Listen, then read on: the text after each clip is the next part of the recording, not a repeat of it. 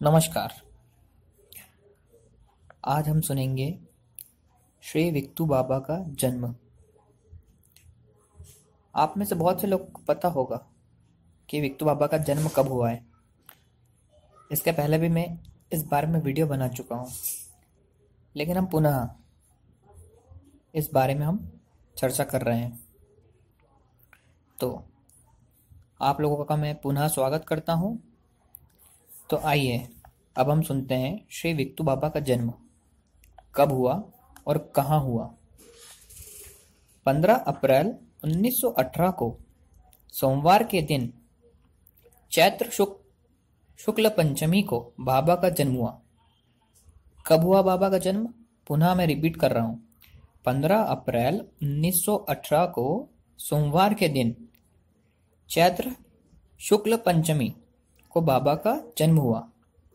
असाधारण विभूतियों का जन्म भी असाधारण तरीके से ही होता है और इसी का प्रमाण बाबा ने भी दिया। बाबा ने जन्म लेते ही एक नहीं, दो नहीं, बल्कि पूरे 7 दिनों तक ध्यान साधना में बाबा मग्न रहे।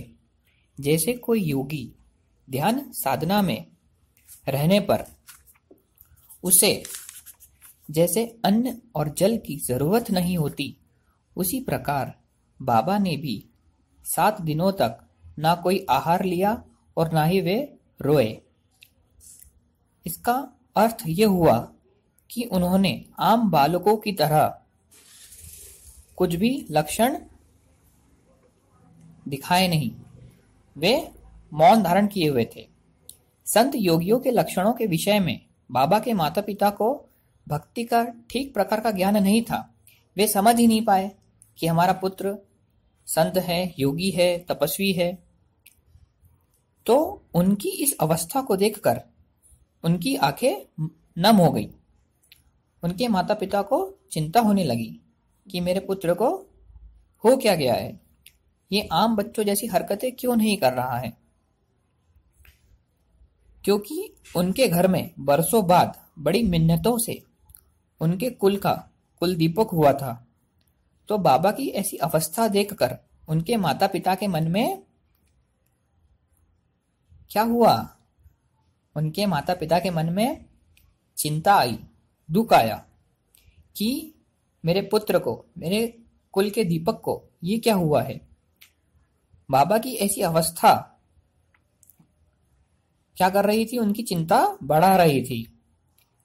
तो बाबा ने क्या किया? बाल योगी बाबा ने उनकी मन की बिगड़ती अवस्था को जानकर 7वें दिन साधना को त्याग कर आम बालकों की तरह हरकतें करने लगे और इस प्रकार अपने जन्मजात योगी होने का बाबा ने प्रमाण दिया।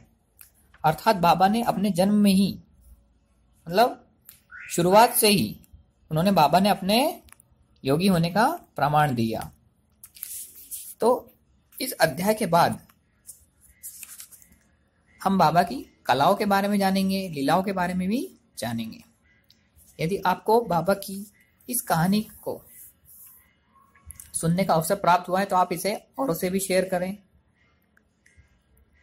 जी। और इसी के साथ मैं आपसे विदा चाहता हूँ। नमस्कार।